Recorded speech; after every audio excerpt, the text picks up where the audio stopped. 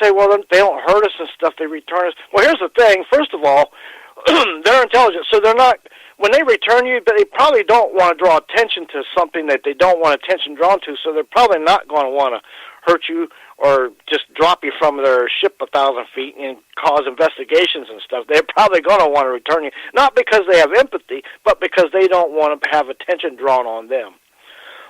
Oh, yeah. But look at it this way. Where have all these missing people going? Come on, James, think about it. All these freaking missing people all the time through the years. Come on. You trying to tell me there's that many predators out there, killers and all that stuff, with this amount of people are disappearing? No, because let me tell you something. And I know a story similar to the one you know, where the I believe it was a boy went missing, and it might have been near Mount Shasta even, and he just disappeared right in front of the lady. Like, didn't disappear right in front of the lady, but she turned her head, come back, and he's gone. Well, they had a manhunt like you wouldn't believe. They found him 15 miles away. Oh, yeah. And we're talking like a 10-year-old boy, not even, I think, maybe 8 years old. Now, and bad weather in Mount Shasta and around that kind of area, that boy's not going to walk 15 miles. No way. Well, cross a little river. Well, how about the people, right, or hiking? And there's a group of 5 or 6 of them, right? And all of a sudden, the last one disappears. Yeah. Or one of them decides, hey, I'm going to walk ahead or jog ahead a little ways, right? And they've been up and down this trail a dozen times. They know the trail, right?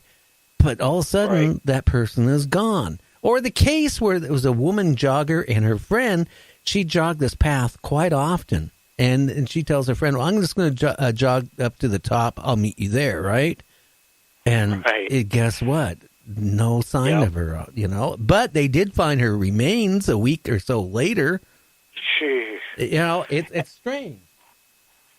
Yeah, and there's another mountain like that, and I think Oregon or Idaho, and it's got like a lake on top of this mountain, and it's real. People disappear up there all the time. That was another case. A guy went hiking up there. He disappeared. They found his stuff folded up nice and neatly, and beside him was his naked, all tore-up body, bits and bones, which it shouldn't have been, and it wasn't because there wasn't predators. There was no teeth marks on none of the bones, and it was just weird case. Well, I don't think a cougar knows how to fold up the clothes, right, nice and neat. Right, exactly, yeah. And there's no sign of blood a lot of these times. No, there was no. That's the thing. There's no blood. Even all them cattle mutilations. From 1974 to 1979, there was 14,000 cattle mutilations. I think in the tri-state, like New Mexico, Arizona, somewhere around that area. That's a lot of mutilations and I'm talking a lot of money that ranchers lost in a 5-year period. That's a lot of cattle. 14,000. Well, I don't know. Maybe cow vagina up on some planet is worth a lot of money. I don't know. But I do know, and I agree with some of their theories that the bovine cow's DNA is pretty close to ours. And if you're wanting to know more about us, you experiment a little bit on the cows. Well, one thing about they can drop a cow from 1,000 feet and just let it go because it's going to draw attention. But you do that to a few humans, and then you get a lot more attention. Oh, yeah. I'm just glad you mentioned like dropping 1,000 feet. That, like 4 months ago, the trucker I had on, he did long-haul drives.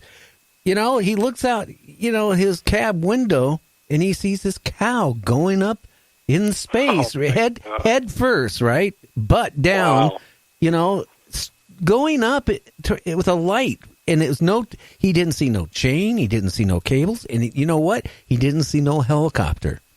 I was going to say, probably didn't hear no noise either. That's right, because he stopped and looked. And then the next day he tells his boss, I'm sorry, I can't do any more long-haul drives at night. I don't want to do them anymore. It shook him up so bad. I mean, to see something like that, now that probably was a, abduction of a cow to be, mutilated or whatever the experiment they're doing with them. And then they probably just drop them off when they're done. Yeah, and I'm going to tell you something. Some of them roads and highways, especially like West Texas, nothing but desert, man, you can go for, I'm talking 50, 100 miles, might not even see a plant. I mean, it's just nothingness. So there's some dangerous roads out there that you wouldn't think are dangerous if an alien wanted to do something. There you go. It would never even be noticed. Well, I used to think about that occasionally. Joke. When I used to, with my one son, we used to take our motorcycles, and head it out from Tacoma area all the way up to Reno to Las Vegas and all around. And we'd go through the desert, like 100 and some miles, of nothingness. And, you sit there and wonder why you're making this long ride in your mind, because you're trying to occupy yourself, because it's rather boring riding. And you go, what happens if I'm abducted? What happens, if my son's abducted? You start thinking about things like that. I mean, there's so many people, honestly, James, that are disappearing, and it's no count where they're gone, and no trace of where they went. And it's scary. And right, it is scary. And here's the thing.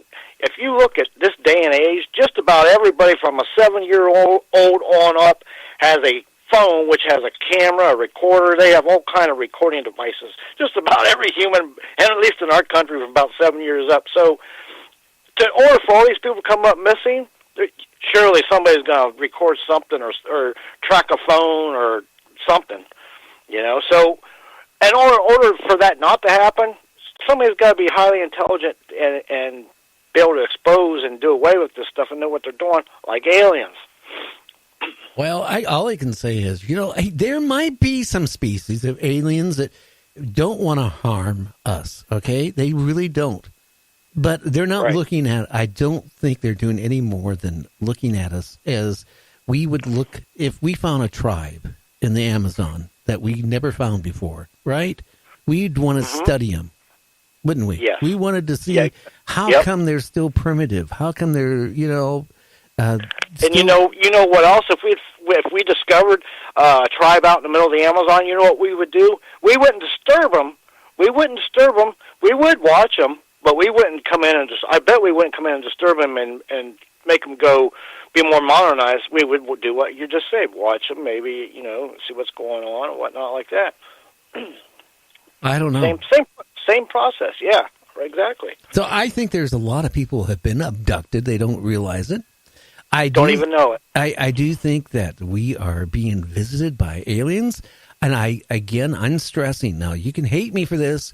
There could be one or two groups of aliens that are friendly towards man. I don't think they're sending off orbs and saying that, hey, guess what? I talked to one of the commanders of the UFO, and there's 25 million cloaked UFOs going around Earth at all time to protect Earth. Now, that's some of the stories I hear. Now, that's a lot of traffic. Well, you might be on the freeway on L.A. at like 2 o'clock in the afternoon or 3 o'clock.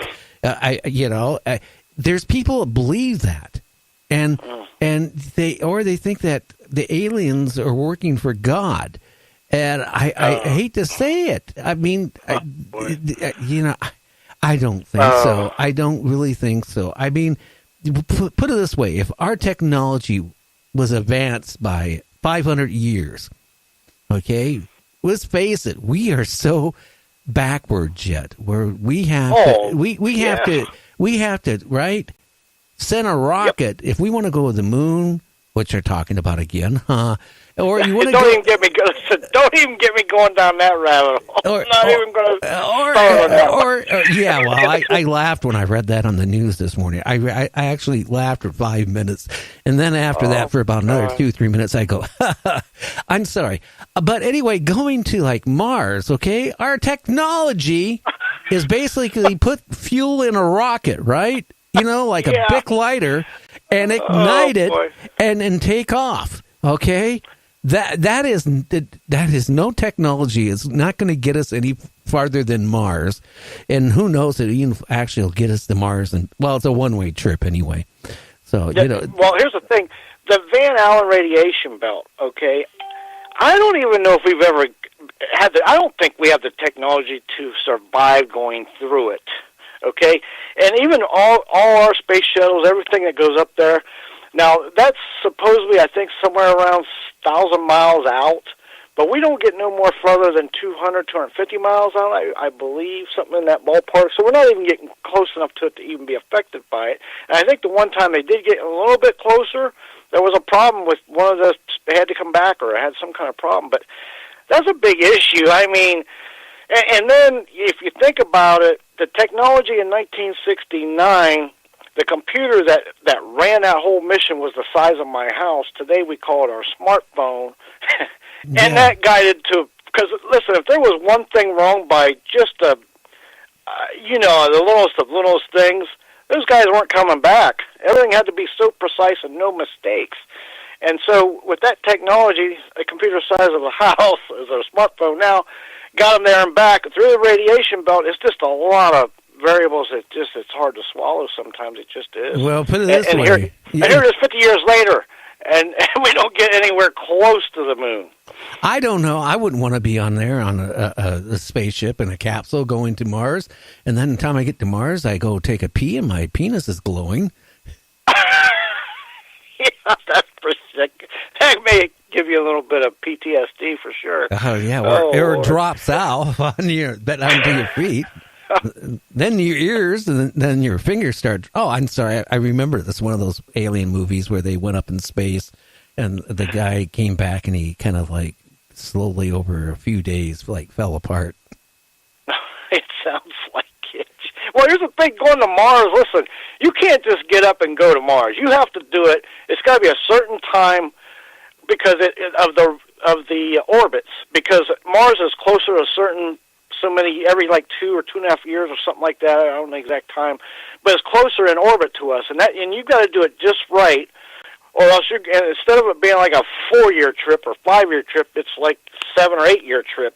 And first of all, I don't think human beings can survive in space more than what's the longest a guy ever spent in space? Like a year? Yeah, I mean, and then when they come back. And when they come back from the space, lab, right? Then they have kind of like their heart is having problems. They're having, all kinds of, physical problems from being out in space so long.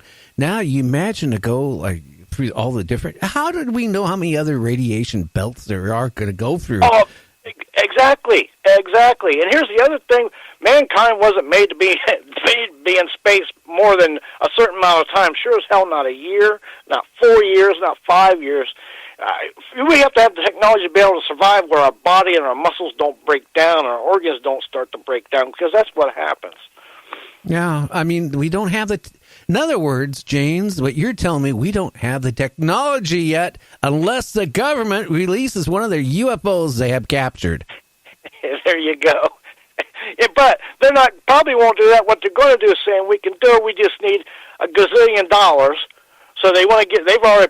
They may already have the ship made and ready from the aliens, but they want the money because money is greed and greed's money. So they're going to tell everybody we can do it, we can do it, we got it ready, we're going to go, even though we never did it or could do it. But then they get the money. Then listen, I remember 20 years ago. You know what they said 20 years ago? We're going to go to Mars in 2020. Well, here it is, 2019, and when they say we're going to Mars, I don't know. 2030 or something like that.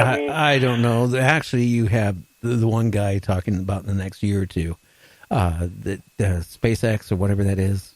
But, oh my God! But listen, they better make some practice runs to the moon and back before they ever think about going to Mars. And live on the moon for a month or two and see what happens. I mean, oh my God! I mean, that's a suicidal wish to even think about it.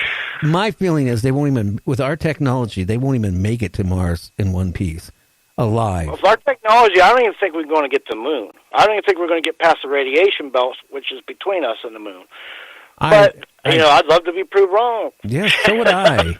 Just like I don't want to be, put it this way, if an alien comes down and says, hey, would you like to come for dinner? Don't say, yeah, what type of food are you serving? And they get a big smile on their face. Yeah.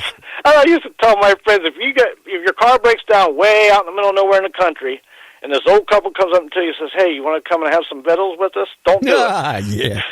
Yeah, leg of you. Arm of you too. Also, yeah, I can see that one. But hey, I got to change the subject for just a minute.